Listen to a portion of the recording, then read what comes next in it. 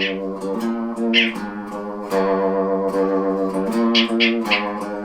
on into Smugglers Cove.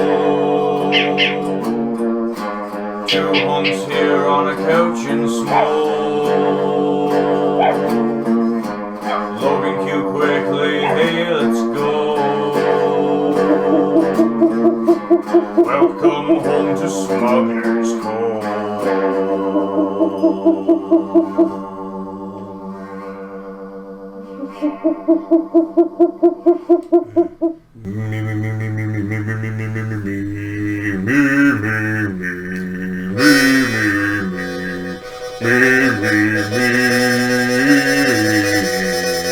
I see red and I see blue. I see futures with you. Oh, here we go.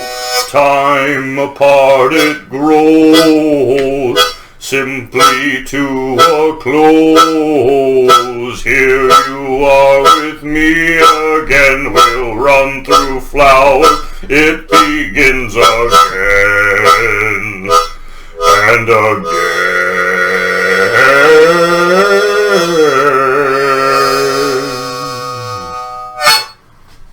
Aliens and Earthlings.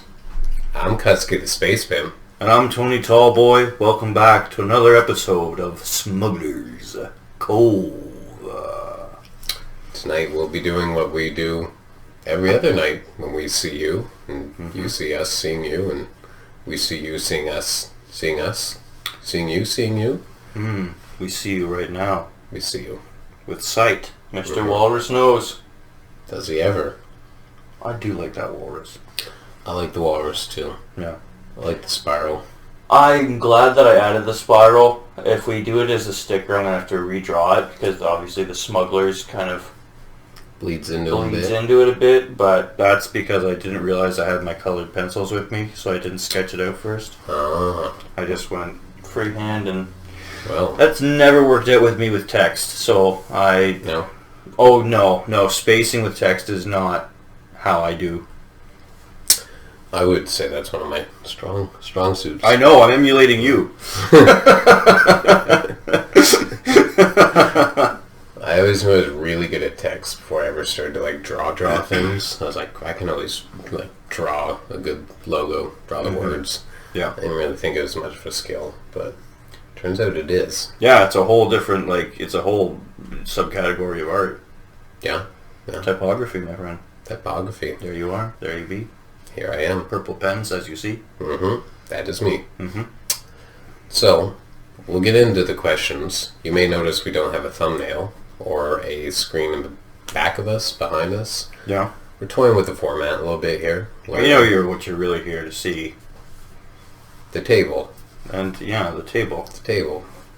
Just kidding. The hunks. The hunks are right here for you. No text required. It's no longer a symbiotic relationship. It is not. We tried to make it smaller, and at least when we rewatched it in the Windows Media Player, couldn't make out the text much. No, doesn't do you any justice, and it doesn't do us any justice, so... Yeah, it might work when it's rendered and edited, but for now, here's this. Yeah, You're getting try it out. Experiment with us. So, yeah. Thank you. We do the questions, but... First things first. First things first. First things first. Balthazar, do not steer me wrong. Delicious pipe that you are.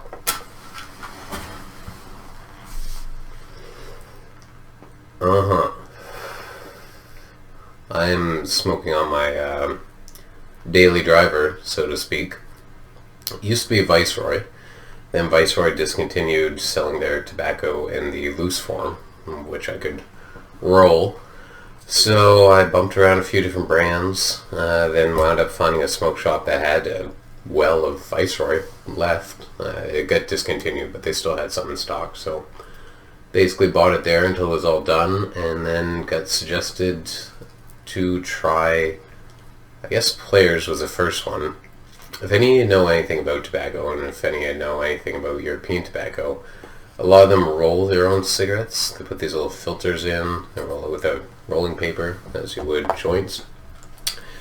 And the tobacco is a little bit different than what you get in a tailor-made. It's a little more humid. Tastes a lot better. Tastes a lot better. So much better. It is fresher, and it's a little stringier. It's not really something you could roll into a cigarette with a rolling machine as easy. I don't think it would burn properly. Anyways, so I had the Players one, and he told me that was probably getting discontinued, so I should try the export. Mm-hmm. I was a little hesitant with the export, but it's grown on me, and here I am, speaking to you of the Export A I smoke. So, Export A Full Premium, I think it's called. Here in Canada, they've basically done away with a lot of the differentiating features that cigarettes can have, so we basically get bolds or fulls or... just gross. Yeah. They're all green, this shitty green. It's not cool. This is a pack of cigarettes one of my friends brought back from Cuba. Thank you, Kelsey. She was down there with their man having a vacation, and I said, well, if you see some of these are H. Upman, and they smoke sort of like a cigar a bit. They're really dark tobacco. Delicious as all sin. I think about $2 a pack. So I like smelling you smoke them more than I like smoking them. Yeah, they are pretty hard. My friend was the first one who brought me a pack, and he was down there smoking and drinking on his vacation, and as one does. He went to the lady when he was leaving, and she told him like those are the harsher smokes, and he's like, "Can I get a pack of those?" She's like, "For you, no." And he's like, no, it's for my friend. Like he's a smoker. Like he'll like that. She's like, okay, for him, yes. And so I get to try those babies. Good smoke, good Cuban smoke, and fucking just look at the packaging. You know, that's where we need to get back to. It's, allowing products to actually advertise. Yeah, just fucking live and let live on this, for God's sakes. Wow. Yeah. And that's the thing is like. What gets me about the whole cigarette thing with Canada, too, is just how much of a facade it is. Like, the Canadian government pretending that they care about us by putting these warning labels on cigarettes, but then nothing on liquor other than, like, the little logo that says, don't drink and drive or drink if you're pregnant. Yeah. But then the brands... Don't get me wrong, I don't want liquor to be tainted either. Like, I don't want us to go to Party or Victory Gin, like, in 1984. But... Yeah. It allow products to advertise themselves. You know, like cigarettes, yeah, they're bad. We all know. Let them have fun colors. You know, you can have fun commercials and shit for alcohol, but... I want to get on the train of saying, like, they're not as bad as people fucking think. You know, you can misuse anything if you're a fucking moron, and that's the price you pay for being stupid. But if you're not, you can understand how to have a balanced relationship with anything, tobacco or otherwise. So... there's more education that could be done on that than just saying, oh no, this kills you. Like, sure, there's people that it maybe has kind of killed, but even that's a little gray. Well, and then factories are pumping pollution into the air, and it's like, no, but don't smoke. Let the air we're giving you to breathe do it for you. Yeah, you know, fucking, there's a million other ways that you can go about ruining your life with substances, products, food, basically just your consumption. So, you know, do a balance, do it right, and let's see some fucking research on the benefits tobacco, the benefits of nicotine. Bring those to also fucking... maybe don't pump them full of chemicals before you sell them to us. Like... Yeah, but even then, I'm talking about some super meta shit of your body being able to override chemicals and all this stuff. Like, a lot of things are really governed by the power of your own belief. So, believe away, you know. And if you don't believe that you can, well, you're playing with the deck half full. So, understand the power of belief, folks. So, we get into the questions, but we can't. You know we can't. No. We got something to do. We have something to do. If it's Meerkat again, I'm just worried. That'd be funny. I'm going to pass this to you. You can read the stuff in here. I'll shuffle away and see what the cards say. I opened up the book. Yeah. It went to Walrus. It'd be funny if any of you have been following these episodes religiously, you'll know that we got Walrus and Meerkat in one of our episodes. It was, of course, heard in the background of the intro of that episode. So we got Meerkat. Kind of disappointed Whale isn't in here. Huh. Well, look at this. Whale.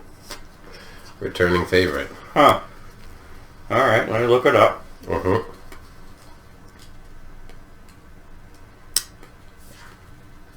Well. If I understood how alphabetical order worked, this would go a lot quicker. Mm-hmm. LMNOP, yeah. You're on the right train. P-E-P-U. Oh, no. How do you have... Anyway. There we go. Whale. Puayo. Hawaiian owl. Your ancestral spirit guides are offering you guidance now, so pay close attention to signs and omens from them. You can receive guidance from your ancestors in the spirit world no matter what their age, when they died, or how many generations ago they walked on the earth. They're offering you help in many ways right now, so pay close attention to the signs they give you. The guidance can come to you in many forms, whether through your eyes, ears, feelings, or thoughts. Sometimes your ancestral spirit guides appear in dreams, particularly vivid ones. That makes me worried. My vivid dreams are fucked.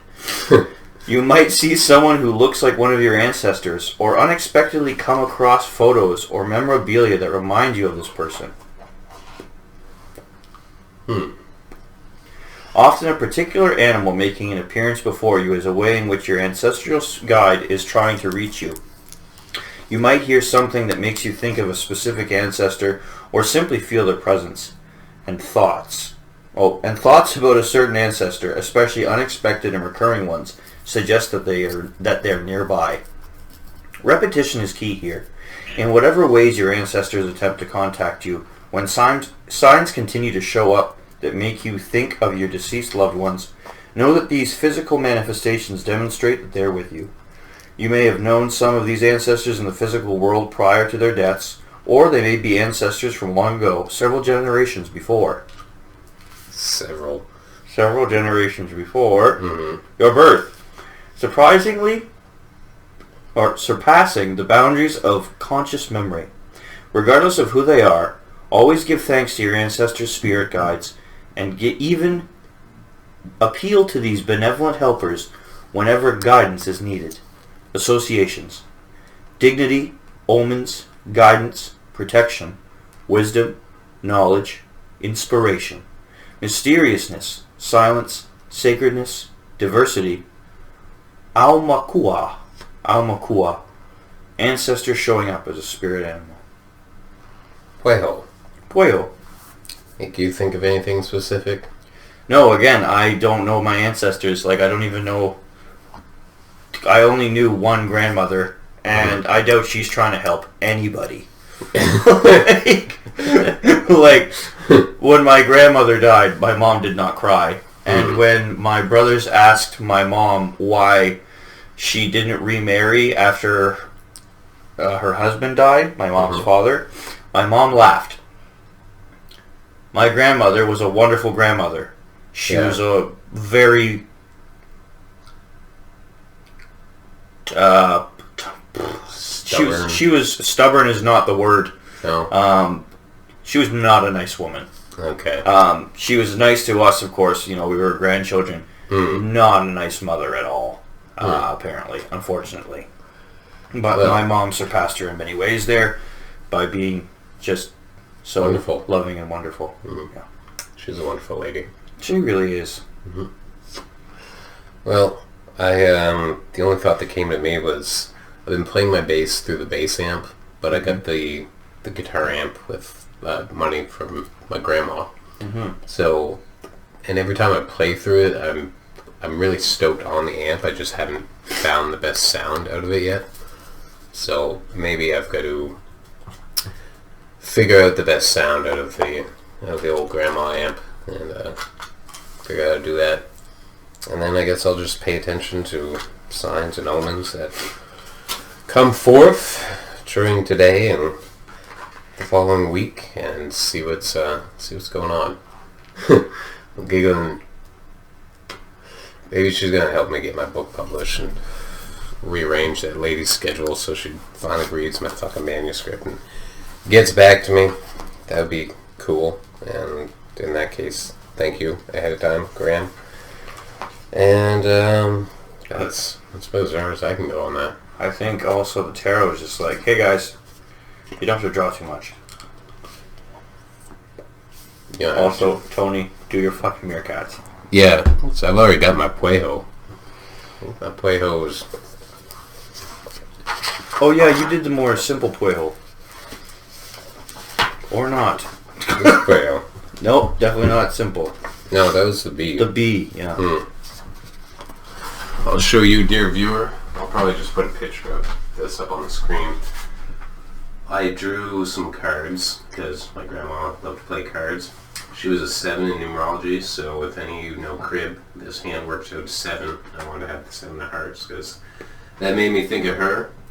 Teacup because she loved tea, and then the rest is... Weren't we drinking tea out of her teacups last time too? We were, weren't we? Yeah. Yeah, that's true. So, love you, Gramps. I know you're doing well wherever you're at. And Nana, I love you too. I just know that you weren't the nicest mother. Your Gramps, unlike Gramps. Yeah. Gramps. I don't know anything about your Gramps other than the fact that she was a wonderful lady. She was a wonderful lady. She raised Jim. Jim's a pretty wonderful guy. Absolutely. There it is. So, I guess I love you, Grams, again. We've got questions, as we always do. Yeah. And the questions today, you can't see them anymore because we took them away. No, you can only trust us now. Yeah. You can follow along if you really want at sciencepeople.com/questions-to-ask-friends/ Are these forward slashes? I don't know. We could slashes. Just put a link in the bio. Yeah. Description. Yeah. Link in the description. Yeah. Link in the description. I'm just used to TikTok and Instagram with a link in the bio, but bio, I just thought of bio when you said it, and it's like we're just sending them to a bio hunk of junk. Logan Q Quickly is our author of these bio bunka junk of pile of junks. I wouldn't. They're not that bad. They're not too bad. No, I was being mean. Mean? Us? Never. Yeah. His last question list was about like questions to ask your friends about yourself, and the first one started off good. Yeah, that's the thing is I thought he was going to mash that energy, and then it basically turned into what's my favorite food? Yeah. Yeah. What do you know about my birthday? If I called you in the middle of the night. If I called you in the middle of the night instead I had an Arby's hookup, would you come? I'd already be there. So, questions asked about hobbies. How someone spends their leisure time is an essential clue as to what kind of person they are. Asking a passionate person about their hobbies can get them talking. These questions are broad openers that you should follow up with more topic-specific questions if someone has a particular hobby that they are excited about. So, I think you get the gist of where these are going to go. Yeah, we got a few. Alright. Number 95, Tony. What are you passionate about outside of your work?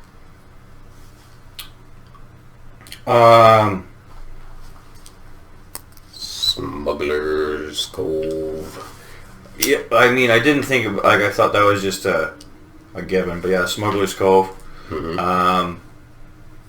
Figuring out who I am, you know? Yeah. Figuring out better ways to treat myself better and to grow as a person. Self-care. Self-care, conquering my demons. Basically, right now, it's what's kind of taking a back, like everything's taking a back seat to that. Sorry, Alex, I will work on your art piece. But right now, it's basically just figuring out what the best things to do for me are. That's a good one. I'm passionate about all my hobbies. I'm passionate about skateboarding, passionate about writing, passionate about playing the bass, making music. It's been a long-term goal, I guess, for me. I've always wanted to do that, and this last year, or like the start of this year and tail end of last year, really got grinding on that. I went and saw, I think I might have told the story, I went and saw Sloan? Yeah. I did go see Sloan. I've actually seen Sloan more than I've seen Kiss, so I should tell you something. I should tell you something. Went and saw, there's 3 bands playing. One band was really not that great, and they were so not that great that I was just like, I'm gonna fucking make some music. Like, if I'm here on, I'm here on stage. I will be there on stage. But if I'm here watching somebody on stage paying to go see this, I think I can do a better job for the consumer. Mind you, some people liked the band, but it was pretty vapid and not much to it, I didn't think. And that's probably why so many people liked it. Well, there's that, yeah. So Smugglers. I'm just like, I gotta put my mind where my mouth is. I'm not gonna just sit here and shit on this band. I'm gonna make my own fucking band and make better music than this. So yeah, that's been forefront of the mind and the passions. Obviously, Smugglers Cove, been pretty passionate, stoked, happy to be doing this, and yeah, that does it for me. Self-care's obviously. I think the way that I look at it is like your self-care, you've already done the work, and so like you've already got the motions, whereas I'm still being like, whoa, there's so much space for activities. Like, when you clear out all the drinking that I was doing, like, which basically just took precedent over, well, literally everything. Yeah. Sorry to all those who had to deal with that, but like now it's kind of like, whoa, I have so much time to fill. And I can see clearly. Figure out what fills that time the best, most conducive. Well, figuring out even who I am. I feel like I guess I would have started that journey in 2012. Because I was probably on the train earlier, maybe at the start of 2012 or tail end of 2011. So I know when 2012 hit and it was this big thing, the world's ending and stuff, I'd read enough stuff, spirituality based stuff that made me pretty excited for 2012. It was the end of an old way of consciousness and the beginning of a new one. Wasn't Obama in office at that point? Couldn't tell you, but wait, because 2000. Shockingly, that didn't come up in my reading of spirituality. Yeah, that would have been was in office or not. Yeah. I'm just okay. My brain is like, but yeah. And oddly, Obama being in office didn't really help me with my self-care either. Shocking, yeah. I didn't, yeah. I don't know why I even thought of it. Well, because like I just remember talking to this girl. Fuck you. And she was talking about the Mayan calendar, and I just remember, like, in my brain, it's like, Mayan calendar? Obama. And, like, that's why I went into it, not that I care about Obama. Well, he did make the Mayan calendar. I'm pretty sure, yeah. And he was in his test tube in Jamaica. Yes, yeah. He was in a test tube in Jamaica? Well, yeah, that's how he was born. Yeah. Fair.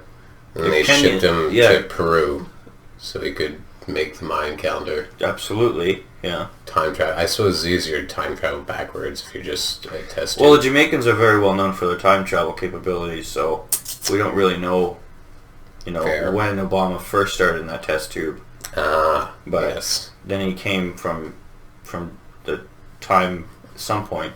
He's just an elixir. Yeah. Good old Obama Merlin. Merlin Obama. An elixir from 18,000 BC. Well, yeah. So, do your self-care and then get passionate about the other things. And then maybe at some point you can time travel like Obama. Yeah. Make a calendar. and and be wrong. Crazy. I think they were wrong. That's why I like the spiritual take. It was just the death of the old world and the beginning of the new on a more metaphysical level rather than a literal level.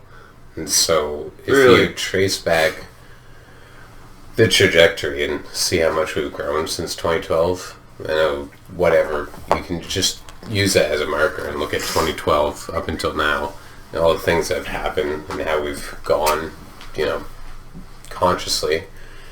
You can use examples like people being sensitive and the over PC culture. People, we can shit on it for many reasons, but it's also brought a lot of awareness to awareness. And I think it, as much as I think that overall, that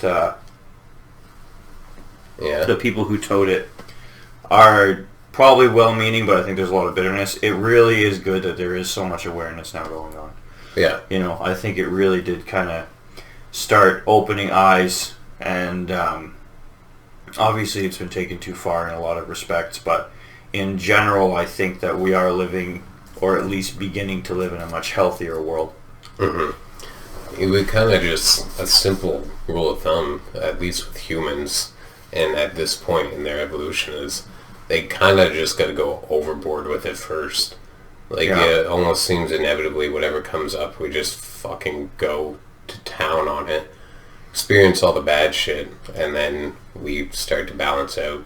Yeah. I think eventually we won't have to do that as much. We'll be able to... Because we'll be balanced. We'll be, We'll be balanced, but we'll also be able to see the future or something. Be like, no, we're not going to do that. But maybe that does just come from the backlog of having done it already somewhere in history. And, like, stoning witches. We just don't do that anymore because we kind of came to terms that start putting stones in our garden. Yeah. It's a much better use of stones. You can just burn the witches. And then you can... This had nothing to do with witches. It was just, what are we going to do with all these stones? Well, she's a witch. I would much rather decorate my garden than kill Mrs. Hennessy. Please, sir. Thank God we figured out stones would go in the gardens. Landscaping, saving women since like 1732. I don't know when the last, anyway. It was too soon. Mm-hmm. We should never have been at any point been burning people. Yeah. Hanging them for witchcraft. But. There it is. Humans. Yeah. Don't hang Do the worst thing first. Worst things worst. Worst things first. Humans. Number 96 is, if you had unlimited free time, how would you spend it? I do. I go around a lot. Like, I visit nature a lot more, which I think would lead me to do more creative stuff when I got home. Yeah. Like, if I could go hiking and go traveling, like I said, Fundy Park and Crooked Creek and stuff like that, and go do things that actually, like, enriched my soul and got me more connected and brought me back to myself and into nature and whatnot. Yeah. I would be more inspired when I go home to write or to draw, instead of being like, shucks, it's been a long day. Borderlands? Like... Yeah. But... Basically, you wouldn't have a job. I guess that's implied if you had unlimited free time. Yeah. Yeah. The work-life balance is just fucking retarded. Yeah. I don't even need to say it needs to be fixed. It's just kind of an obvious one. We know. But we know it needs to be fixed. That's come with the awareness, too, right? Well, and I think it's also coming with, again, our generation becoming the managers and the leaders in the workforce. Right? Because there is that understanding and that knowledge now. Because it is really quite disgusting to see people put profit, like managers and business owners put profits in before staff. Yeah. Like, we won't give you enough hours, but we want you to do this much more. Yeah. But you can't have, like days off are in question, and like schedules are fucked, and yeah, we want the world from you, but we want to give you as little as possible. There's something happening too right now where jobs are just not giving you enough to make a real life for yourself. And those who are in the workforce and just doing, you know, not necessarily just entry-level jobs, because even some jobs with degrees don't pay you really enough to Well, that's the thing. live. We've oversaturated with the schooling too, right? Because like everyone can get a degree now, so it's like, all right. Everyone can get, of course, everyone. What do you mean? But I mean, can get a everyone degree? like because so many people have degrees. Degrees are worthless. It's like education inflation. Mm-hmm. And then everybody's going to get degrees because you have to have a degree to get hired because that's like the bare minimum now. Like it used to be you could get hired without high school education, and you could like become a very, very successful businessman.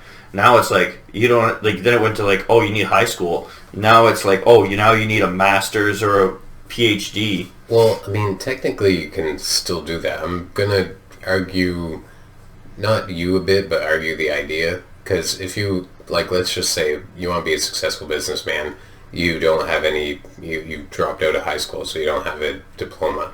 Mm-hmm. You can go to the car dealership, get a job there, commission, bang that out, you can make a lot of good money, then you can go reinvest. Technically, you could do that without any education. However, the amount of work that you would have to put in to get to that type of position, that doesn't create a balanced lifestyle for most people. Some people are geared that way, so it's fine. Like, they're gonna do that, and it's not like a purely negative. However, not everybody can be held to the same metric as that person who can just grind their face off and get to that level. So the people who are in the workforce and understand that, for one, the work-life balance is not really there, then they see that the money is just not there. A common thing I hear with kids of our age is that I'm never going to be able to buy a house. And they're, depending on the city, they're definitely right. Or, you know, if it's a smaller town, maybe less so. That is like a bubble that's waiting to burst, because it can't be that all these 30-year-olds can't, you know, ever have a hope of owning their own home and just live under that despair for 20 more years. You know, there's going to be some sort of collapse. Something's got to give. Yeah, so we're going to see it sometime, and that's, I guess, just what I wanted to, more the direction I wanted to go. The education inflation is something I hadn't really thought of, but well, I just mean, like, if you're going into a specific field, right? Because the way you described it is like, you want money, you have to do this, but what if you want to pursue this one thing, and then, you know, you want to try and get into a field, and it's very specific parameters, and then you have 50 applicants who all have a master's degree. Well, then people start looking at other things, especially with certain awarenesses. We were talking about how it goes overboard. There are certain awarenesses now in applications that are like, oh, what color are you? Where do you come from? Yeah, that's kind of become a thing now with all the people being scared to be inadvertently racist or accidentally seem like they're prejudiced, and that they can, you know, there is situations where they hire the wrong person for the job just based on these new popular, like... Well, if you're hiring anyone based off of those criteria, it's just wrong. You know? Like, it is, I think it's good to give people a chance at the same time. If you're denying someone else a chance so that you can give someone a chance based off of just these immutable characteristics, right? That it's like saying, oh, we're not going to give you the job because you seem you're doing well already. Yeah, because you're too white. You're too white. Well, or even just from a successful family. I think Asians are also facing not backlash, but like they're having trouble too because they do so well in school. That it's like, oh, okay, so basically like white and Asian. So it's as far as privileged minorities or races go. Yeah, but it's just it's because, and I mean, I see how it's coming from a good place where you want to help people. You're trying to reverse the wrongs of. It's that whole pendulum thing, man. It's going too far one way, and I think it'll swing back, but it's just kind of like when we're waiting for it to swing back, it's kind of like tapping your foot, looking at your watch, like, come on, guys. Yeah. I got hairy legs. Time takes time. Yeah. Unless you're Obama. Yeah. Time takes calendars. Made in Peru. Invented by Jamaicans in a test tube. World's funny place. Do you have any hobbies? Do we need to do this one? Like... Fingerboarding, fair enough. writing, painting, drawing, playing bass, doing the podcasts, skateboarding. Self-care is a hobby. Astrology, like... Well, I'd say with astrology, it's for you, it's a lifestyle, it's not even a hobby. It's become, yeah. Yeah, but it is an interest that I pursue, like my hobbies, I guess. Yeah. I spend my time. If I had unlimited free time, I would have to have, like... I think of this more like if I had unlimited free time and unlimited money, but... Those are why. I would just find or build a house in the woods and just read and study and... what? Question. If you could build your own house in the woods, what would it look like? I'm going to insert a question in here. It would have a tower. At the base of the tower, it's going to have a skate park. Right beside the skate park is a recording studio. And then on that next level would be, I don't know, like a bedroom. I haven't really thought of the other levels because I need the tower tall so I can go up and look at the stars. So there might not be a lot. There'd just be skate park, recording studio, some sort of room, maybe a kitchen, and then stairs that lead up to an observatory. And I would look at the stars and shit. And then I wouldn't want to sleep up there because I prefer to sleep in a basement. So my bedroom would be underneath the skate park. Or there'd be a trapdoor in the music studio, and I would go down to my living space. So it looked like a tower with the skate park. It'd be in the shape of an L. It'd be a skate park to this side, and then the tower. What would your house in the woods look like? A tower. No, I always wanted to have like so this is my thinking is like if I ever get enough money to like buy a plot of land in the woods, this is how I'm going to make an efficient tower. Okay. First I make a tower, right? And you go up the tower, but at the bottom of the tower there's a wood stove. Okay. Right? But then the chimney goes all the way up. And it's very poorly insulated against the chimney. So you light the chimney, and then as you go up the tower, it heats the rooms. And then I just have I go up and down ladders all the time, and I have several rooms, and I live in an attic. And I can look out my windows and pop off shots at animals or creatures or intruders, time traveling Jamaicans. Like. Anyway, it's not really well thought out, but like, if I ever become independently wealthy and I need to flee, like I will have a tower in the woods somewhere. Nice. Probably a basement or a dungeon of some sort down below. Maybe a nice koi fish pond. Just kidding, I hate koi fish. But perhaps like a fresh... No, I'd probably just live near a creek or a river that I could swim in. Yeah. And have trees all around me because I like trees. The woods, baby. The woods. If I had a lot of land, like too much land, I'd have an elephant. Maybe two, so it doesn't get lonely. But I know that elephants need a lot of room, and I want them to have, like, I want the elephants to not suffer at all, except they know to come to me for their food, and I can be like, Babar. No, actually, I will name it Poppy. And I will ride the elephant and just have a lot of fun because elephants are just so fucking cute, man. I fucking love elephants. Anyway, basically I'll be a Disney princess, but for like big animals like bears and rhinos and a tortoise, probably a big tortoise. Nice. Yeah. I don't think I would have any pets, but I don't want any pets. I don't want to have to. Well, the elephant's kind of like just a roommate. Fair. But you gotta feed him. No, you just have to put the food out, and he, you know? Yeah. Like, I'm pretty sure, like, an elephant would figure it out. Like, they're pretty smart. I just want my responsibilities and none else.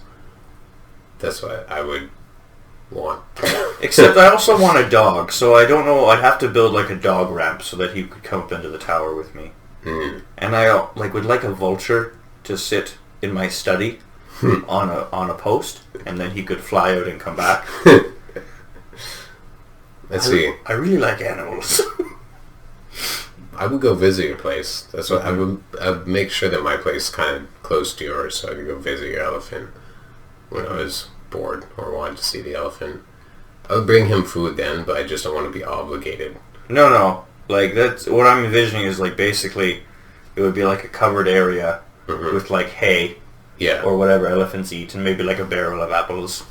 And then I just, like, bring in the apples, pop the lid off, and be like, Poppy, you're good to go. And he'll go, woo! And just give me the thumbs up in elephant speak. And, we'd have a time, probably play some paintball. With the elephant? Well, I'm sure he'd cheat, but, like, elephants are tricky, man.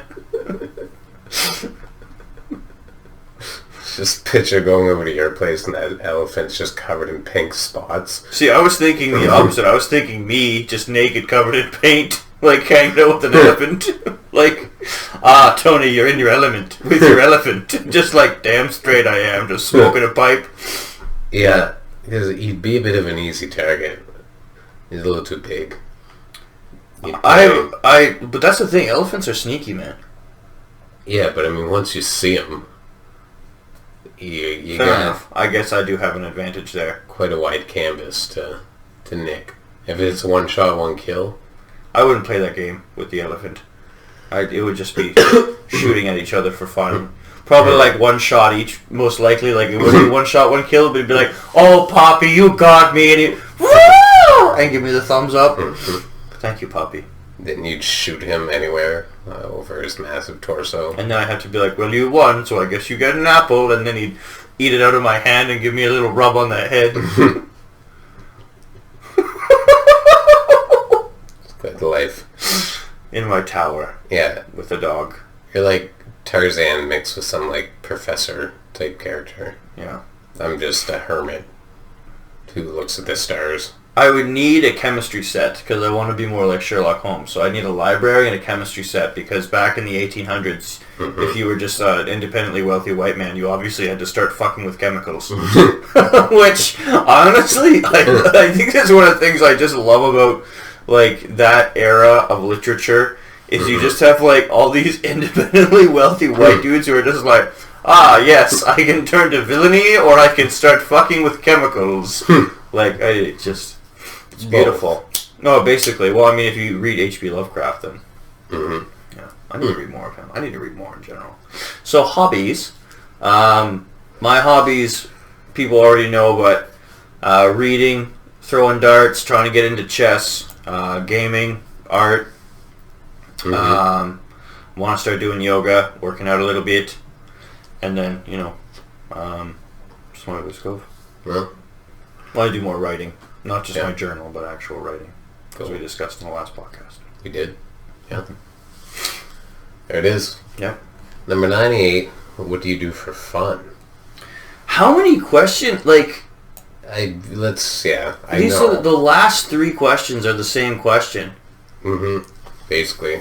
Like, what would you do in your free time? Do you have any hobbies? What do you do for fun? I don't know, Logan Q. Quickly. Are you quickly... Fucking hobbies, yeah. Like... if you haven't figured out what I do for fun by what I would spend my free time on and what my hobbies are... This would be kind of difficult because I suppose they're implying that your hobbies are your hobbies. Then there's the time that you're not doing your hobbies, but if your hobbies aren't fun, why are you doing them? Well, I could answer like, go to shows, go see live music. Fair enough, I guess. That's fun. Sink into despair. That can be fun. I'm answering not for no, my anyway. It's done with wisdom. Because this just gets me caught, like skateboarding. That's what I do for fun, but that's also my hobby. Play bass. All my hobbies are what I do for fun. Yeah. And if it's not my hobbies, then I have to say, go watch live music, travel, fuck around in stores, just looking at shit, go to Valley Village, thrifting. I like hanging out, yeah. Yeah.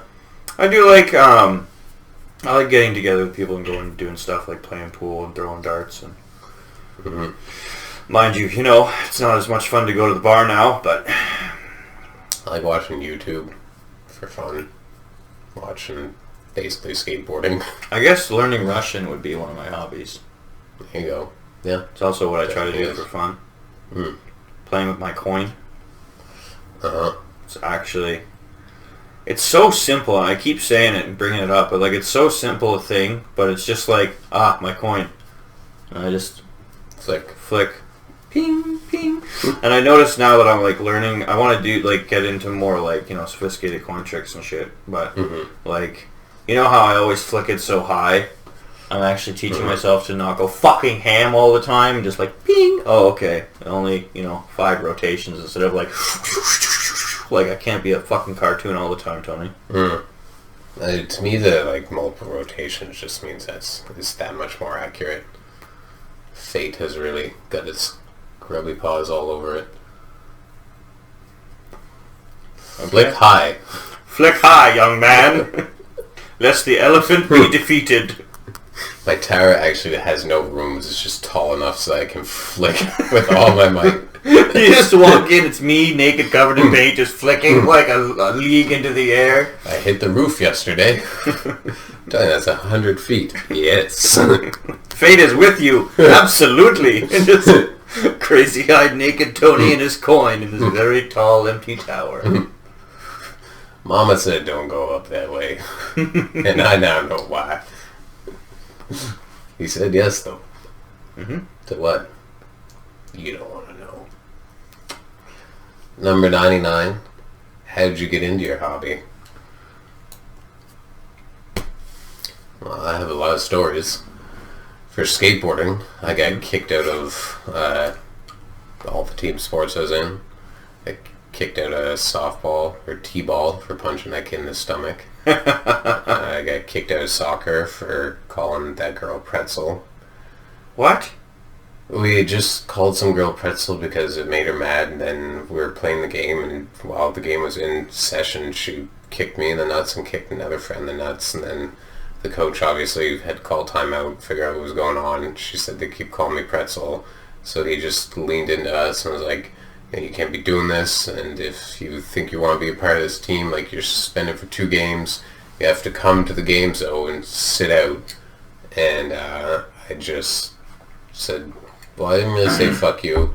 I just let him... 2 games for calling a girl pretzel? I don't fucking know, man. Did she get in trouble at all for kicking you in the groin? No, it was just like, whatever, and she was clearly distraught about it, and I don't really feel like he did something absolutely batshit crazy. It was, like, clear that we weren't really that damaged. I mean, she kicked us in the nuts. We weren't, scarred for life or something. How old were you? 7. Oh, 8. okay. So you really... So, like, I'm just approaching from, the biological point of view of, like, if you had been post-pubescent... Then, damage could have been done, but, a kick in the nuts when you're... She'd have to kick pretty hard. Yeah. I mean, a kick from a 7-year-old girl can only be so hard. Yeah. Anyways, he said his whole spiel, and so we kind of... He made us sit on the sideline. I just waited till he was preoccupied. Took his shoes, because he had his, like, his... Of course he took his shoes. No, I took his shoes, I peed in them. And then I left them there. I left. Unsanitary retaliation. Master of the craft as well. And then the next day at school, I beat up his little brother. And, sorry, Nathan. But that was... You beat up the teacher's younger brother? My coach's younger brother, yeah. Oh. Because I was like, fuck you. And I didn't go sit out the games. I just told my mom not allowed back. No. She might have been a bit mad, but then she put me in tennis, and in tennis I was a little more chill because it was independent.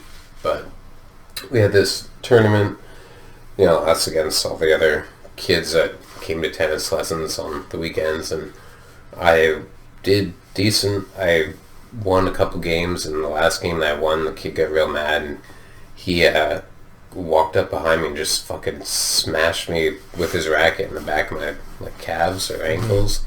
And so, tit for tat, of course, I hauled off and just whacked him in his shins. His mom was there, and his mom started yelling at the coach, and the coach was like, Caleb, I think you should probably leave and not come back. And this does get how I got into my hobby, because the tennis court was right across from the skate park. Mm-hmm. I'd always see the skaters, and they looked cool, looked like fun. So I asked for a skateboard, and that was just the best outlet I had of all those outlets. So that's how I got into skateboarding. Got into bass, basically because Nicky Six played bass and I loved Motley Crue, and I wanted to play bass because he played bass, and that was that. Writing was just from researching and doing all the getting to know myself type of knowledge consuming. I would write down kind of shorthand notes of what I was reading, and then I found I was able to summarize paragraphs a lot better than the people that I was reading. Yeah. So it kind of suggested that I'd probably be alright as a writer. Podcasting through Jules. Julianne and I would always talk shop about the different spirituality stuff we learned about, and we thought we ought to just record this and put it out there. So that's how I got into podcasting. Drawing, got into that because I wanted to make my own symbols and just have stuff look like I wanted it to look like. And same goes with painting for that. The urge to have the world reflect that which was in my mind. So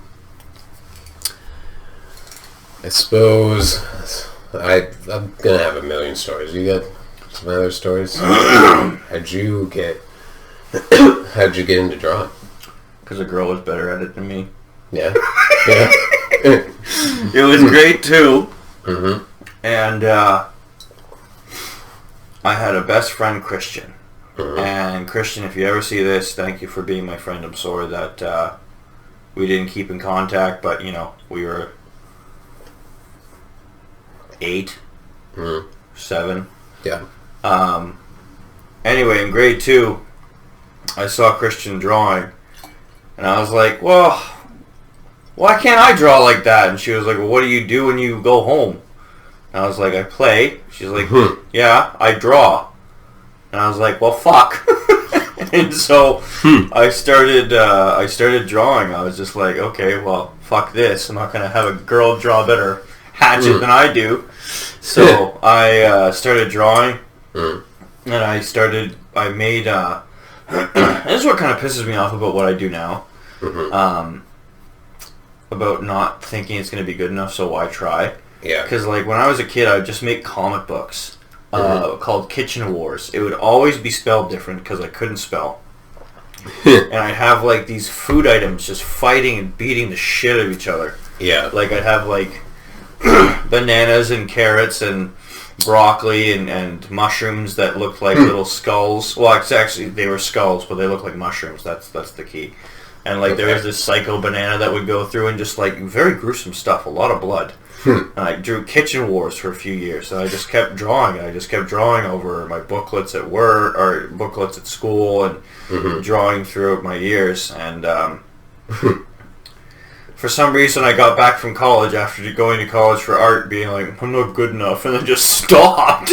So now I've got to kind of be like, fuck you, Tony. Get back into drawing, you lazy asshole. When we were in grade 5, we had a comic called Dopey the Fly. There were 3 or 4 of us, and we would just we'd take a piece of loose leaf and fold it a bunch of times and cut it, so they're just bigger than a stamp, but they'd just be about this fly, figuring out ways to get stoned. None of us had ever smoked weed. We just... Yeah. And those are the most perfect times when you're a bunch of kids, just not knowing anything about the substance. I remember my buddy and I would play Pokemon, but obviously we were also pirates. And I had this desk that was, it was actually a really sick desk for a kid. So it was a desk up top, as the name would imply. You opened it up, and inside was a fucking chalkboard. Okay. So I remember us being in my basement with the desk, and we were just like drawing out ways to get beer and ale. And we're just like, yeah, beer and ale. We were like chanting, "We wish Pokemon were real. We wish Pokemon were real." Like on some next level manifestation shit. And being kids thinking that beer was dope, and then 30 years later, I'm like, shucks. As for, I don't know, man, reading, I kind of just got tired of sucking at reading. Like, it was like when I was a kid, I was read to, and then during school, I was like, these books suck, I don't want to read this. And I started reading about serial killers in grade 9. And then my reading kind of like took off for a bit, and then it fell off a bit more, and then I was like, I still suck at reading. This is unacceptable. So then I started reading older books, and found that I really dig older books. Like,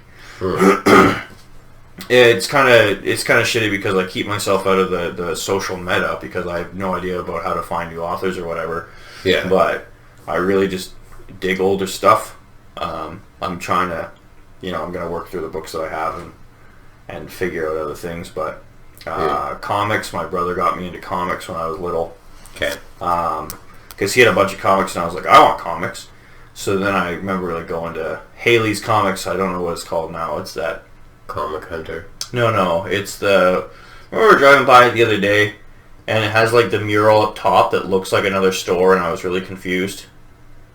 Oh, Reed's book. Yeah, that one. Yeah. It used to be Haley's Comics.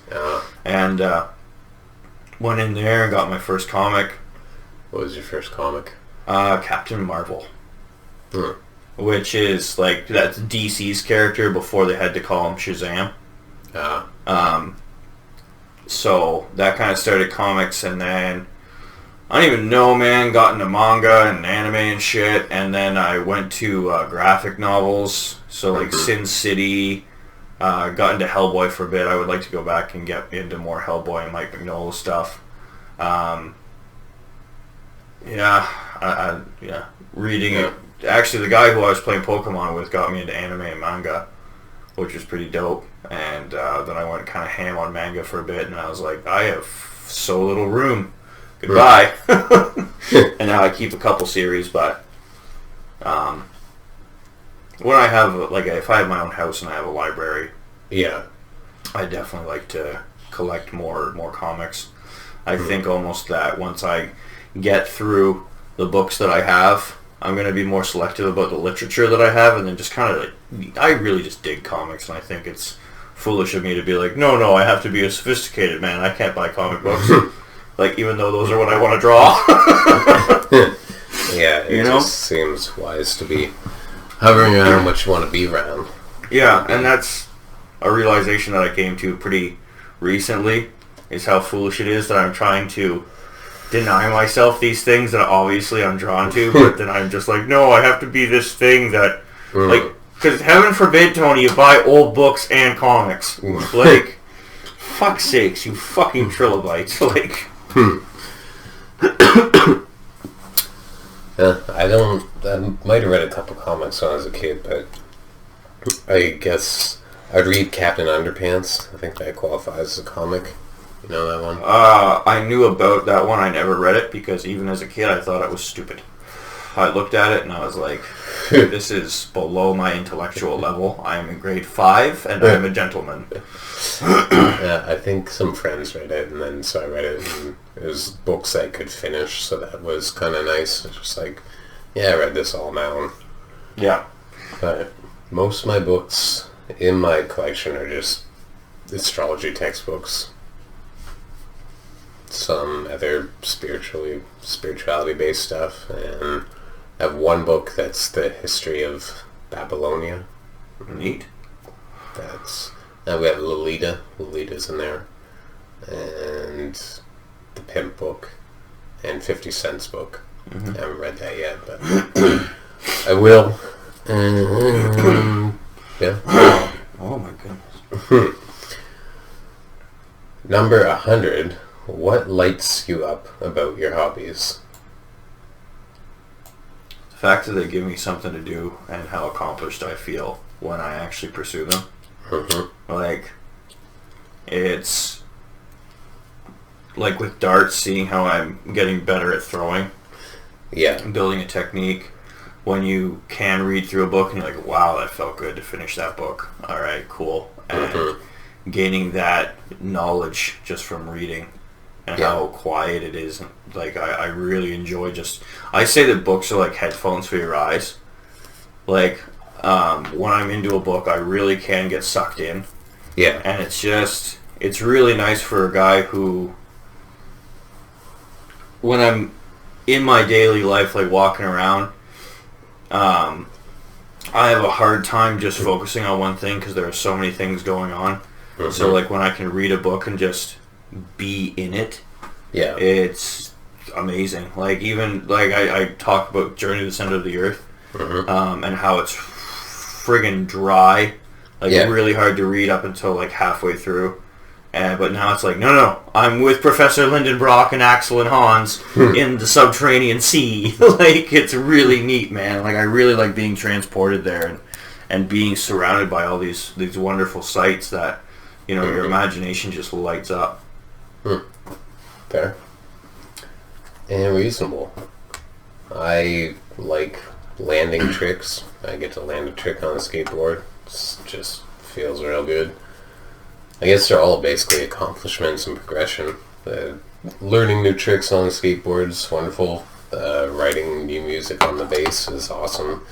Learning that skill kind of from scratch. Not completely from scratch, but, you know, I played a little bit when I had it the first time, and now to come back to it all these years later and to be able to really do stuff that I want to do. It's kind of more clear and focused, and so writing some music that I enjoy the sound of, that's awesome. Yeah. Lights me up. Writing something that's just a banger piece that I know is good, that fucking lights me up. I love seeing, when I actually do draw, seeing the progression, like when I did those skeletons for 7 days in a row. Yeah. And then just trying new things and be like, alright, I can see where I went wrong, but fuck, I went right a lot of ways. Like, yeah. Progression. Makes you feel good. Who knew? Growing as a person makes you feel good. Growth, good for you. Wisdom's a helpful tool. Number 101. Do you collect anything? Scars. Memories. And knickknacks. I am so fucking bad for knickknacks. Like, I am working on clearing out my knickknacks. Like, my room, just too many knickknacks. I am like an old lady fucking furnishing her cottage. When I go into Value Village, it's easier now, but like I used to just go and be like, oh, this is neat, and just like everything, knickknacks, like little things. Like I was the worst impulse buyer for a long time. Just like walk out of Value Village, half my paycheck just spent on shitty little knickknacks. Yeah. Oh man, like I obviously hyperbole. You do, yeah. I have more knickknacks than I saw.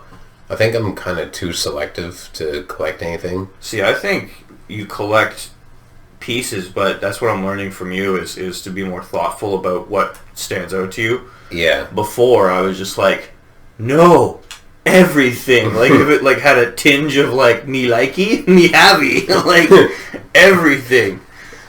I mean, I like the guitar pedals a lot. That's something recently that you kind of say collect, but even because to me collecting is like just having to have. I don't have just to have. Most things have a purpose for me to have them. And that's what I'm trying to get into too. Which is why I need to get rid of that fucking happy face bike bell that I have on my fucking windowsill, because I'm never going to use it. I don't want to have a happy face bell on my bike. Why did I buy it? Because it was a happy face on a bell. Like, I was a simple creature. Shit. Well, but it brought me my geisha. It brought me Bartholomew. How did it bring you those things? Because I wanted them to have them.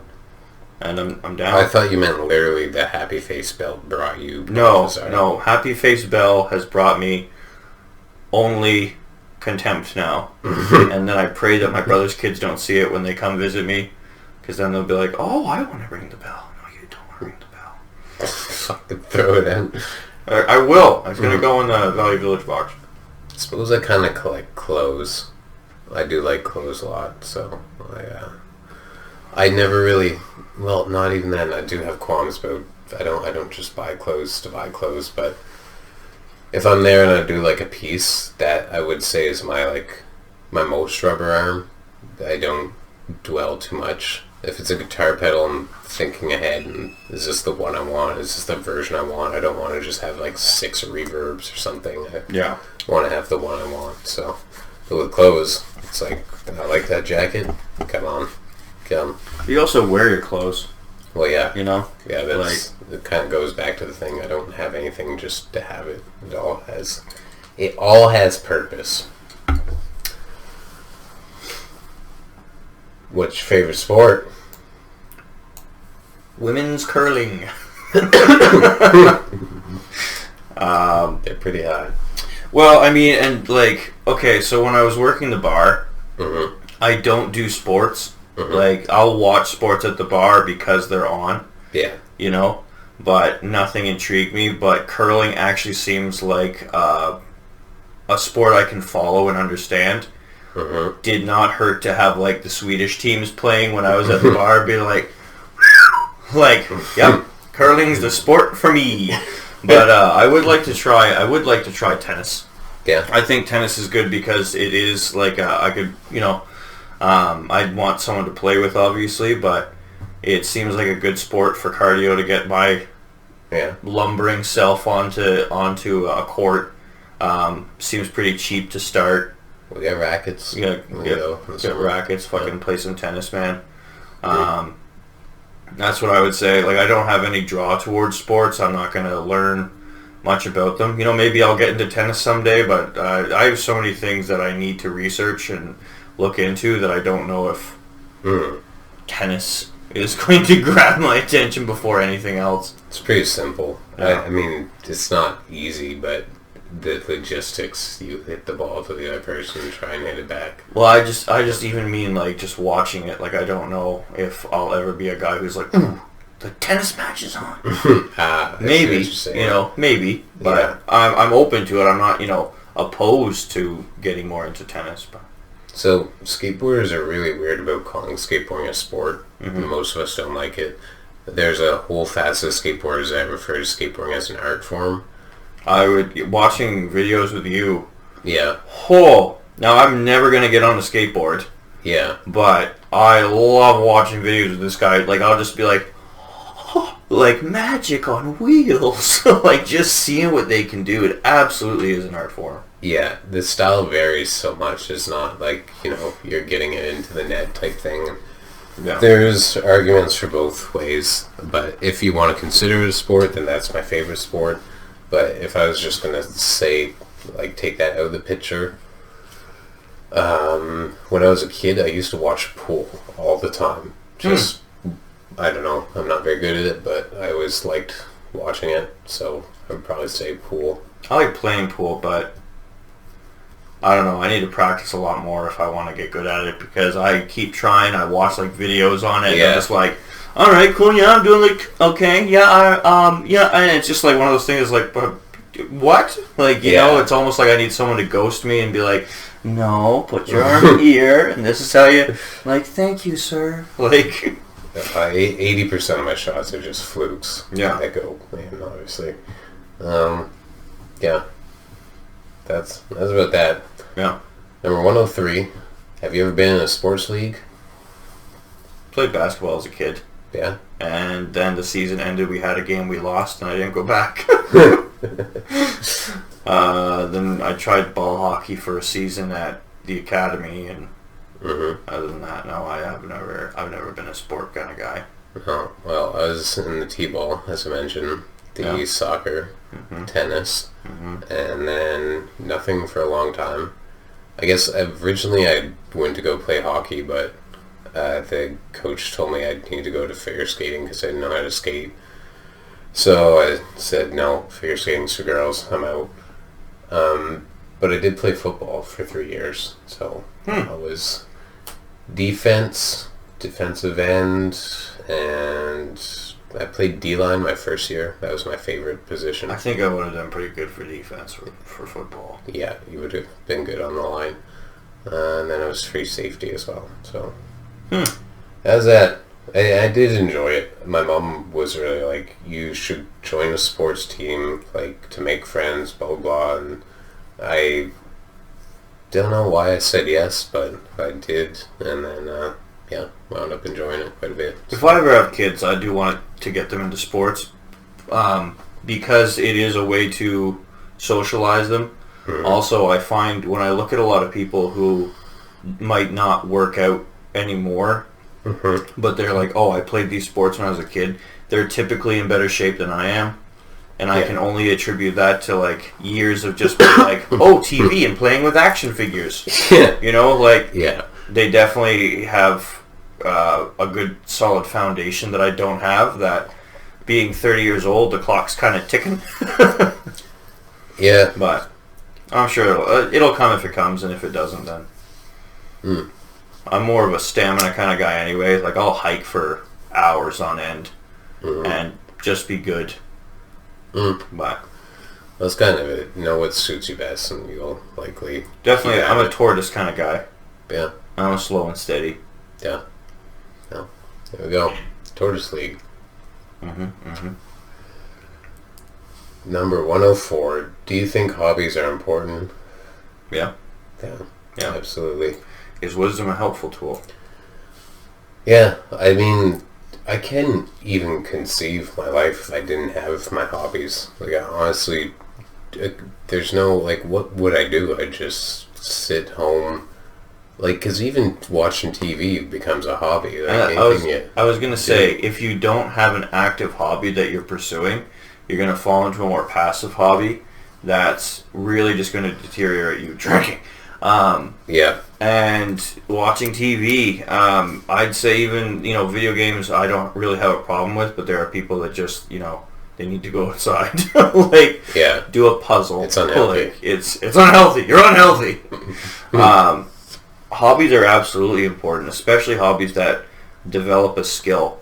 And like hobbies... we talked about earlier with the sense of accomplishment and the progress. Those two things are just powerful, energies to be around.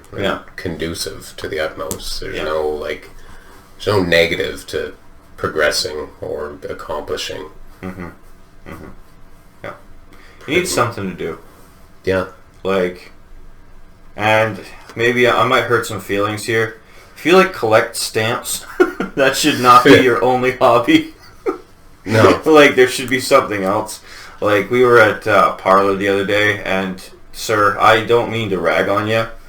You're 50-something at least, and you bought $1,500 worth of Funko Pops.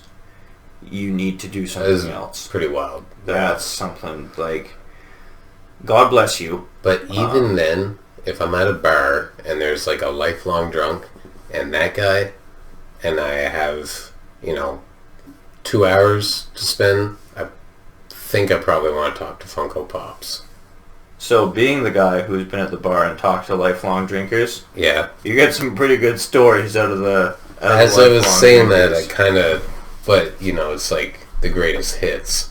I guess maybe you're gonna get the greatest hits. What greatest hits is Funko Pop gonna give you? Well, I'll learn something about Funko Pops, I guess. Hearing war stories is fun and reminiscing, so I'm not fully shitting on it, but I'm trying to paint the line when somebody doesn't really have anything that they're interested in aside from going to work, getting food, and then going and drinking or going and just whatever, watching TV. I don't know, watching movies. There's not a whole lot that you get from that person if they're not at least passionate about watching the TV. Yeah. Obviously, drinking is kind of an easy, cheap shot to just say, that's a dumb hobby that doesn't fucking make your life better. I don't... If there's one thing I want to do on this podcast, it's kind of get across, if you are drinking too much, you should watch yourself and take care of yourself. Yeah. And I might be on a soapbox every time, but, fuck's sakes, man. There's a lot more to life. There's so much more to life, and drinking is fun, but you need to have a healthy relationship. If drinking is your hobby, then like you take better care of yourself. Like you deserve more love than you're giving yourself. Yeah. That's what I would say to you. Truly. And that's why hobbies are important. Yeah. Number 105. Would you consider yourself a creative person? No. Oh, yes. Yeah, I consider myself pretty creative. It was pretty fun in college. Mm-hmm. I told you about, me doing all my sketchbooks and filling those out. And then my classmates would be like, I don't know what to draw. Tony or Screech, write me a list. And I'd be like, oh, okay. What do you need? And I just like write a bunch of prompts for them. Like, oh, okay, dope, great. And I just like hand those out, just like, here you go. Just making like a list of 50 suggestions for each person. Nice. It's like, all right, cool, do this. All right, now this and this. It's a pretty simple formula. It was like, a crab with a hat, or like a wizard holding a gun, or something. But like I just like wrote those down and gave those out. And obviously, drawing kind of helps me be a bit more creative. Yeah, I would consider myself a creative person. I would hope so. Yeah, it comes out. Yeah. This room, everything. I don't know. It set design, and that was the word we were looking for. Set design. Yeah. How good we are becoming at set design. I try to pay us a compliment one fucking time, and it just comes back to haunt me. It was like amongst all the things that we're doing with this podcast, also we're getting really good at set design. Homie, you from LA? Oh. The set design of that podcast. Well, it's something people look at. You're not wrong. I'm not wrong. I know I'm not wrong. No. And that's what made it all the much more fun, making fun of you for it. Because you're right. Number 106. Have you ever tried a creative endeavor like painting, writing, or acting? 2 of the 3. Yeah. I've never tried acting. No, I've never tried acting either. Painting, I've painted lots and still do. I'd like to try acting. If it, the opportunity came up. Well, I'm writing a script. For the fake estate agent? For the fake estate agent. I should have wrote it down. There was something that came to me that was other than him just selling miniature houses. Forget what it was, but I suppose I could also put it like he's trying to sell property in Atlantis and shit. But that's not... I don't know. It's like it's like you gotta believe, and if you believe, it's basically like Peter Pan. He's just distraught because his clients could have this like wicked deal on a like 4-story house in Atlantis for like just a banger of a price, but they don't believe. And plus, he's just getting made fun of by all the real estate agents because they're real estate agents. And he's a fake estate agent. I want to say that I want to act in theater and not on film. Because in theater, you have to, like, the movements are much more flamboyant. Whereas for cinema, it's the subtle ones. Yes. I'm not a subtle person. See, I'd be better in cinema than theater, for sure. I would not want to do theater. I don't think yet... I can't say this. My wife's done theater and I love her, but there is a flavor, at least if I'm thinking about the drama kids in high school. No. Fair. Yeah. Fair. I'm going to pause. Yeah. Okay.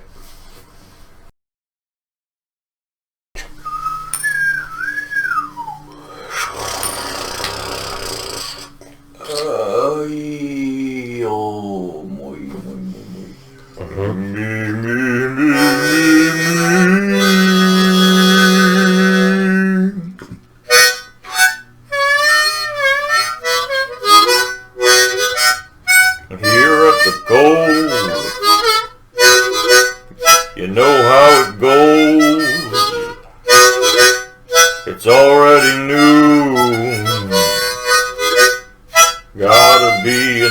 better real soon. We got the conference at 7. Do you think that we'll sleep? I know that I'm slumbering, no, I won't make a peep. Oh, I gotta take a shower, maybe send a letter. Everybody's going on, my brain's a helter-skelter and I'm going. Oh, we're going on, we had some breakfast. We got the good news on. We going now, right now. Gotta start the episode. We're coming halfway in. We got a ways to go on the Smugglers Cove.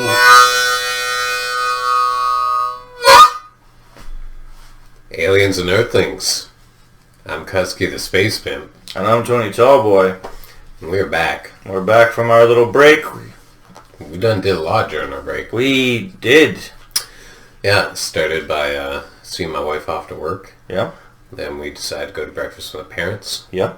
Get some wonderful news. Absolutely wonderful. Praise be to God. Is cancer-free. Cancer-free, boys and girls. Isn't that just how you like to start your day? Go mama! Absolutely. Mm-hmm. Well, I mean, we gotta tell them what we have for breakfast. I think it's for sure. That's what we need to do when we... Yeah. He had food. It was a turkey sandwich and a turkey rice soup.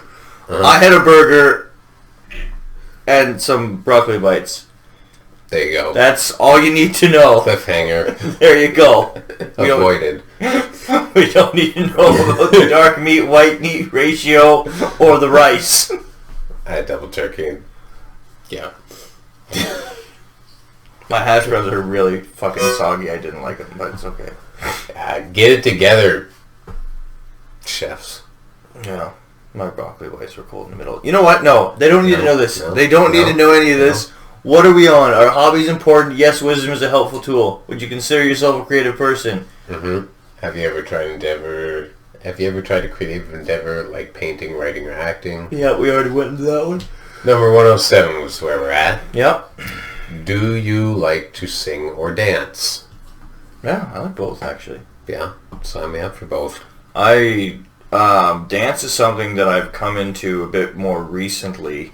Like, I've liked to sing for a bit, but dance is something that it took me a while to kind of break the idea of just like, no, I'm going to look stupid, and then you're just like, no, I'm willing to look stupid, and then I find when you do that, you're just like moving and grooving.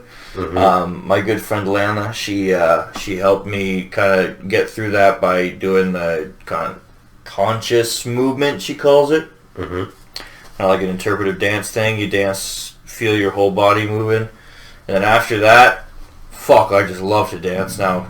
Dancing all around. I'll be at work listening to some of the music she listens to. Sam will come, Handsome Sam! He comes around the corner and we're just like, vibing for a few seconds, for a minute or two. It's back to work. Nice. Yeah. Yeah. I'd sing. I've sang. I've sung. I sang in band for a little bit, and I'm about to sing in another band for a long bit. There you go. Yeah. Like to write lyrics, like to sing said lyrics, like to sing lyrics that I didn't even write. Got a favorite song to sing? No. Actually, yeah. Mm-hmm. When I go to the bar and I have a jukebox, especially if there's people having way too much fun, put on Johnny Cash Hurt, and kill the vibe. I ruin moods, and that's what I like to do at bars. I like quiet bars, so when I go in there and there's people having way too much fun, fuck you. I put on all my sad music or just music that's completely against the vibe, and it ends on Johnny Cash Hurt, and I'm sitting at that bar and I'm just singing it. And one time I was sitting there at the bar with a friend there, and Johnny Cash comes on, and this girl walks up to the bar. Who the fuck put on this fucking sad fucking song? Like just drinking my beer, like, suck it, bitch. I love this song. Well, my favorite song to do at karaoke is Shaggy, Angel. I'll sing both parts. Never Shaggy voice. Never sang karaoke. Never heard of Shaggy Angel. Well, it's Kill You My Angel, You're my darling angel. Oh, I heard that one. Closer than my peeps you are to me, baby. Oh, it's gonna have your back when it's all done. Blah, blah, blah, blah, blah. Anyways, they got the gist. Also, there was a period where I was just singing "Oh Christmas Tree." Like, it wasn't even Christmas. It just kept popping in my head, and I kept humming it and whistling it and singing it. So, on Canada Day, I love singing "God Save the Queen." I know I gotta sing "God Save the King" now, but it hasn't gotten to that Canada Day yet. Fair. But I love singing "God Save the Queen." Patriot. Number 108. What hobbies did you try as a kid? Which ones did you love, and which did you despise? As a kid? Fucking hobbies? This seems like a question for rich folk. Yeah, I mean, you think rich folk just did hobbies as a kid, and now they don't have hobbies? I didn't say that. It just seems like, I don't know, hobbies? Yeah. That's my wife. And that's Shaggy. You can't have that... Can't what? Not on the YouTubes. It's copyright infringement. They don't know yet. There's a window. You can't have. There's a window. There's also a. you're gonna turn your phone off when recording. Thinking about it. I told you I was honest. I was thinking about it. I didn't go through with it, but I did think about it. So I can still rest easy in the face of God because I did not tell a lie. I spoke the truth. Was the truth inconvenient in that moment? Perhaps. However, me and G.O.D. were G.O.O.D. Fuck. Son! I don't really like hobbies as a kid because I'm just thinking about the sports I did. Those weren't really hobbies. I'm just thinking about the art that I did. And things that I despised. Other kids. I didn't like school or rules. No. Or changing my underwear. Yeah. No, those are hobbies. Yeah, no. Changing your underwear becomes a hobby. God help us. Well, it's definitely a better hobby than not changing your underwear. That is true. My mom put me in karate. I was in karate for a little bit. Oh, scouts. Fuck scouts. You went to scouts? Oh, no, I didn't even want to. So, at the church, I went to church, obviously. Dad's a minister. Was at church. They had scouts. They kept asking me to fucking come out to scouts. Like, no, this is lame. You guys are fucked. Not a single one of you is cool. Like, I'm pretty sure they all still haven't got laid. They're like 40. Anyways, I was like, no. And then it was basically just go for, like, this. It was right after church. I only had to go for, like, a half hour. I'm like, alright, you guys are lucky. I'm here anyways. I'll go to your stupid fucking club.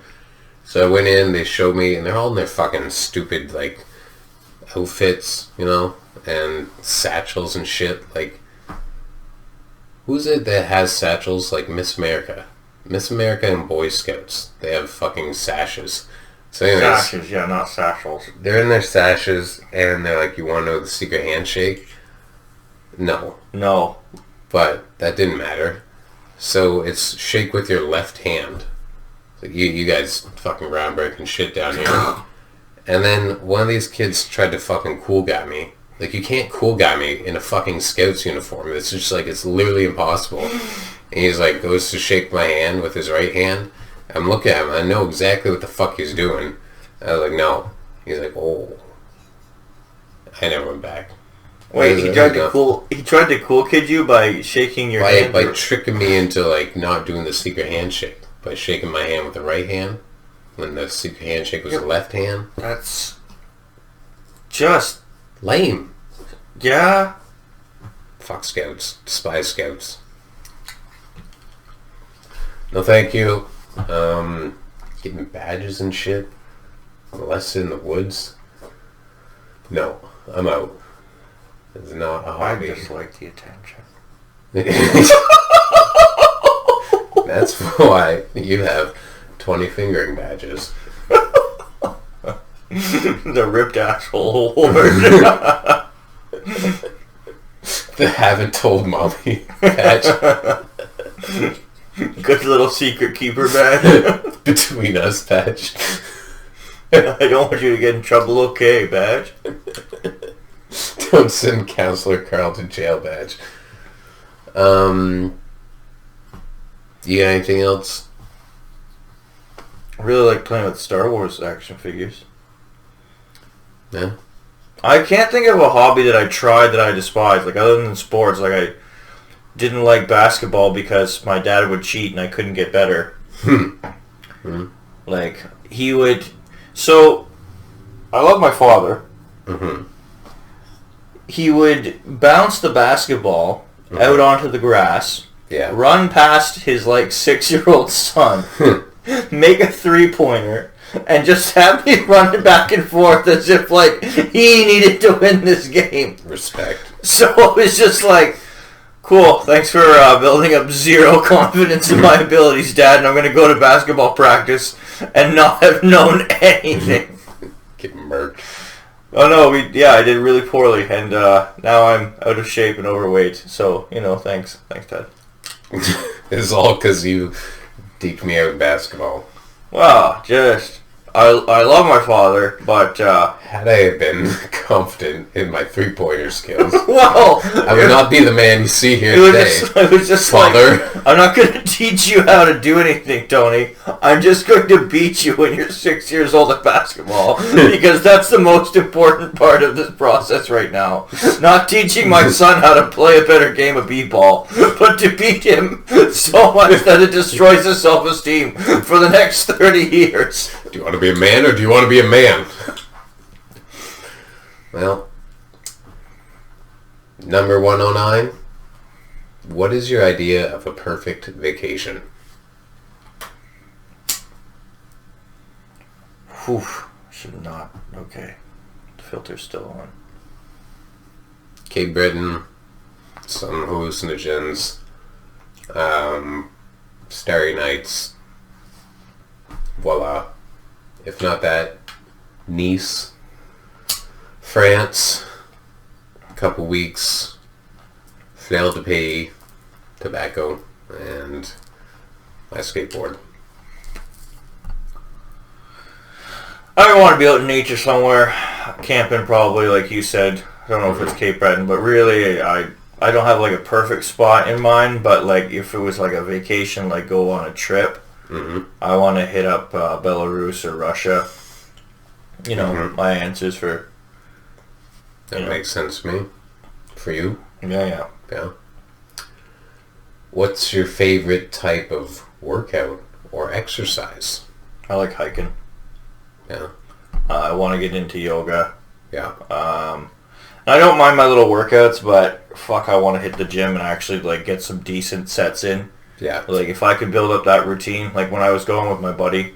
Yeah. And like going to the gym and be like, okay, cool, like let's fucking hit some reps.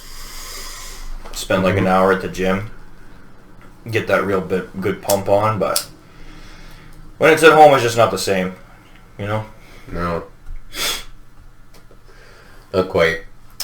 My favorite type of workout or exercise, yoga, con man yoga, Bikram, free Bikram. Bikram is free. You ain't never gonna catch Bikram. Watch Bikram on Netflix. That's all I have to say. What's Bikram? It's a guy who fucking duped the whole country into yoga and then had to flee when some allegations came about. Divorced his wife, put everything in her name, fled the country, started up another yoga studio in Mexico, doing the same damn thing he'd been doing in America. Baller. Boss. Alright. Yeah. Was he actually good at yoga? Fuck yeah, he was. Yeah, he was like super in shape. He was like 70 and he So looked then like he what was was 40. the con? The con that was, he said he got to America because he was a yoga champion in India. Back then, nobody knew anything about India, apparently, in America. Especially that there was no fucking yoga competitions. So, Then he said that he healed President Nixon of his limp, and President Nixon gave him a green card for his efforts, and then he just opened up a yoga studio. Then he licensed his studio to people who want to open up other Bikram yoga studios. And for a while there was a bunch of Bikram yoga studios. Now they go as hot yoga. There were allegations. A couple of them seemed like probably they were valid, but he was in court and he just kept saying, I plead the fifth, I plead the fifth. Like, the shit he couldn't even plead the fifth to. And he just kept saying, I plead the fifth. There's like video documentaries in the movie about him on Netflix. And anyways, so then something to do with the Supreme Court of Justice wouldn't like extradite him from whatever country he was fled to. So he's just in the wind now, but not even in the wind. They're not even hunting for him. There's just all these like open-ended cases that can't really be resolved because nobody's willing to bring him back to the States. So he just fled the States, went to Mexico, I think, and then just started up the same thing he'd been doing for the last 10 years. Like, he had been on talk shows and all this shit, and he was a baller. He had like Rolls Royces and shit, and just making all this money. But he was also giving such a good thing to the world. So I love the juxtaposition of like, yeah, greasy pervy dude doing some shady shit, but also giving all y'all fat asses some fucking yoga to, he brought yoga to America. So it's like this really fucking dodgy pioneer of new age health and something sacred. So I love it. And if I can use skateboarding as a workout or exercise, that snow skating's fun, but skateboarding is the bee's knees. So I love swimming. Swimming's fun. Yeah. I love swimming. Where do you go swim at? I like swimming at Crooked Creek, Gordon Falls. Go to the beach. I don't like pools. No. For one thing, public pools are gross. I don't like all the chlorine. I don't like how fucking jam-packed it is. I don't like getting naked in a locker room and walking around slippity-slapping in my feet on the tile, showering. Disgusting. I think the best part of the experience is just me being able to walk around blatantly naked in public, kind of. And just being like, ha-ha! This is what I would do everywhere! If I were allowed. Then you get into that shitty pool. Talk about the why. There was one time, my buddy and I, he came home from work, and I had found some enlightening mushrooms. And I was like, why, hello? And he's like, whoa. And I was like, I want to go swimming at the YMCA. And he's like, you should not do that alone. And I was like, but you need a swim cap. So, like, we march up to Jean Cadeau. I'm just like, and then we walk back. We go into the YMCA. And we can't go into the pool because they've got like swim classes or something like that. So we go into the hot tub kind of area, not the hot tub, but I don't know. It seems maybe like it's warmer. It's the old people pool. Okay. We got some dirty ass looks from those old people. They were not happy we were in their pool, and so we're like chilling out in this pool, and it starts to have a thunderstorm right outside that big glass window.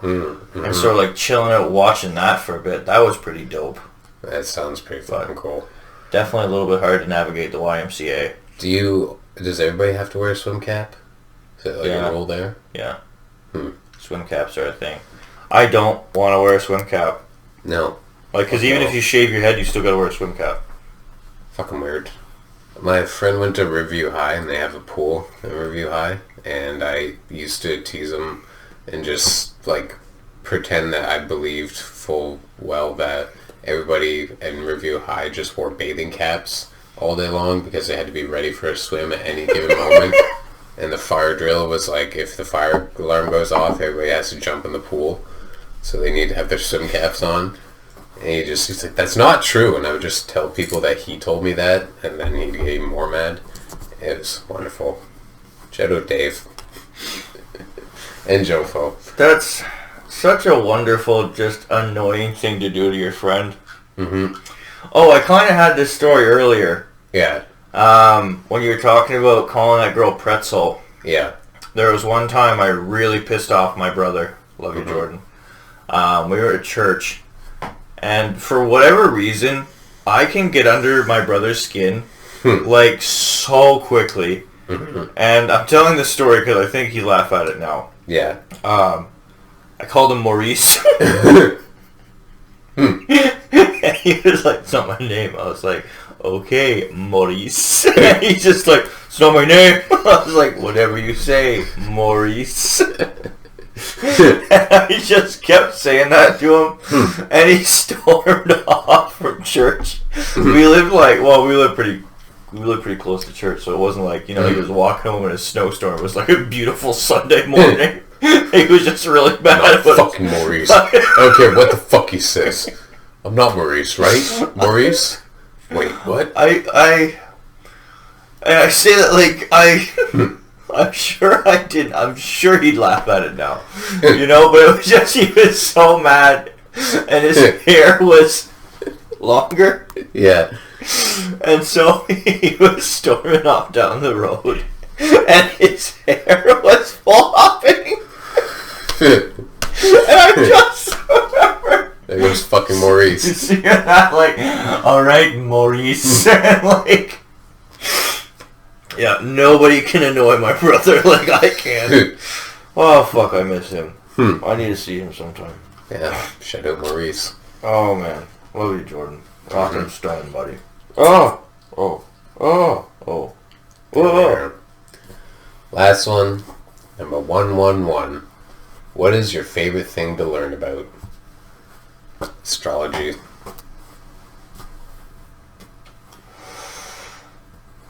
I don't know, man. There's so much that I like to learn about.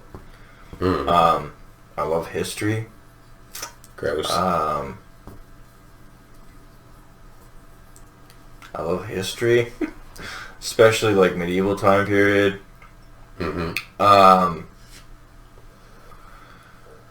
Like, Russian culture. Food is okay, but I'm not too into food. I mean, you learn Russian a lot. I would think that's... Yeah, although you Russian. learn about other things, it's like you do that completely of your own volition. Yeah, I like learning Respect. about other people too. Like learning about other people, learning about life, I guess, now that I'm embracing it and not Wasting it. wasting it. Yeah. That's one of the things that I need to get more into is, Life. well, just learning, instead of just watching vapid YouTube channels. Like, I watch a lot of, like, a thing that I get sucked into is, like, fucking cartoon reviews or show reviews for shows I've never even seen or heard of. Yeah. And I'll just be, like, watching this show and I'm like, this is so fucking enthusing. Like, I'm so, like, just engrossed in this. It's like, I never watched iCarly. Like, I never heard of this Zack and Snyder, whatever, I don't know. Cody. Like, yeah, that's the one.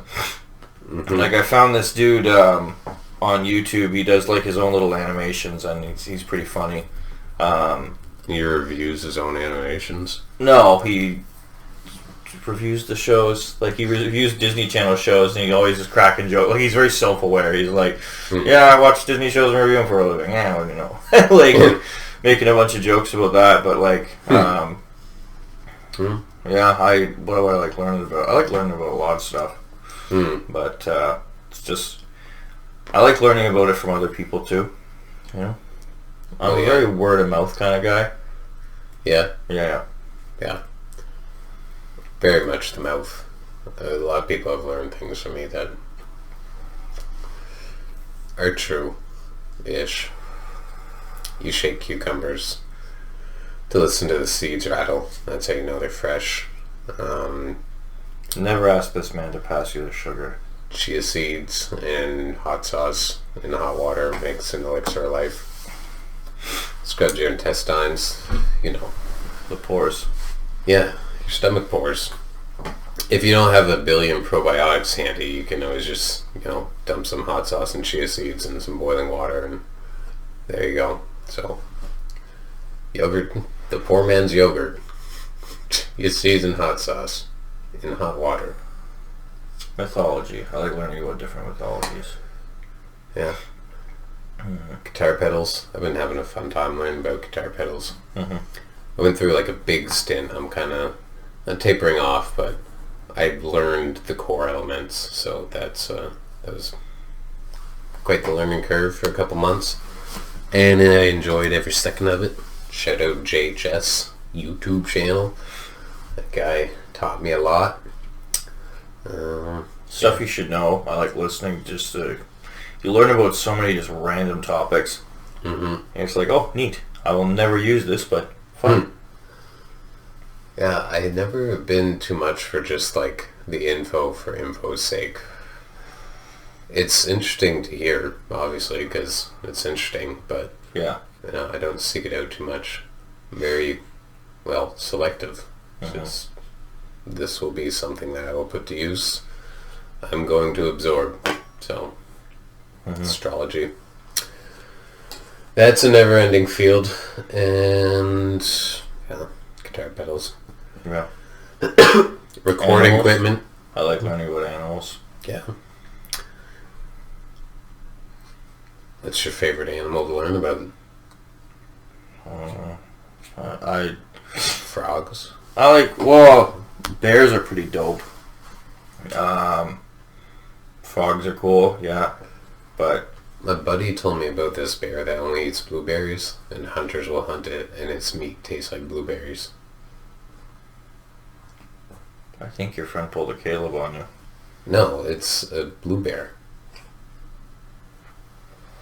That's how blueberries got their names.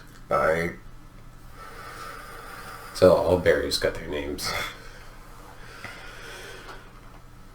Because bears were the first ones to eat berries. For sure. That's how that goes.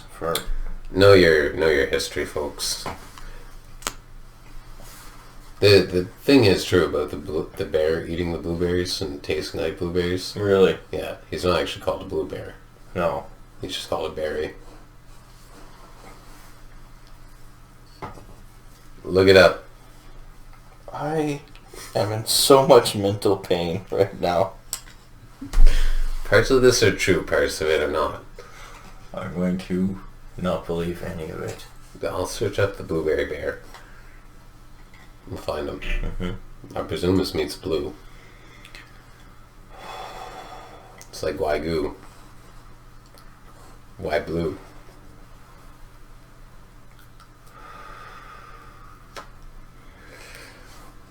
Do you have a segment for us? I think we have. I was gonna say. I think it's time for that segment.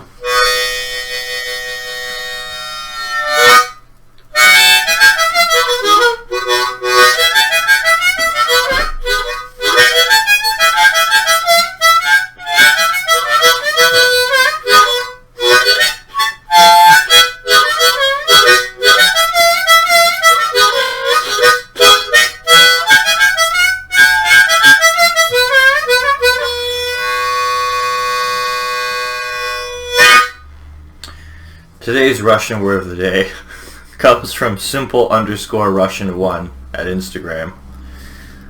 The word is plakat. Plakat.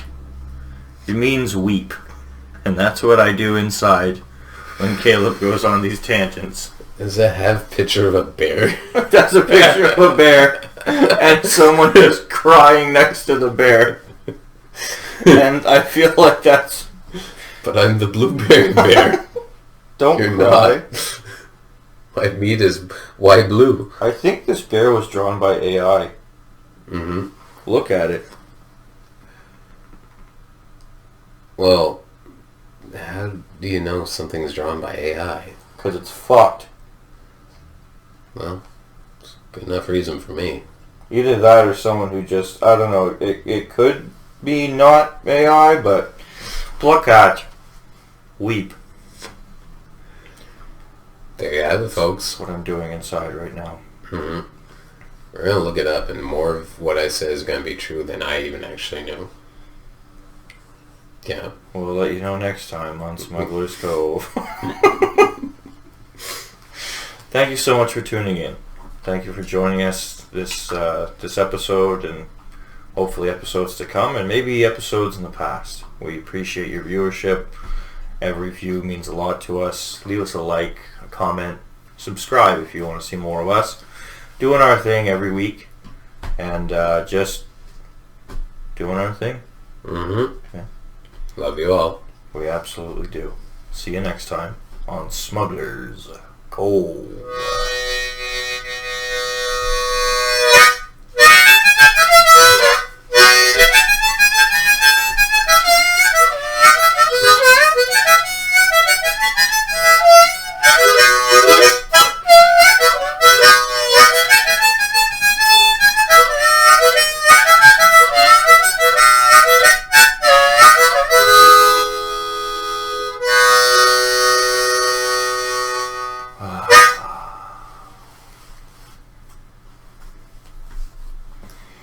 Fuck you and your blue bears. Holy shit.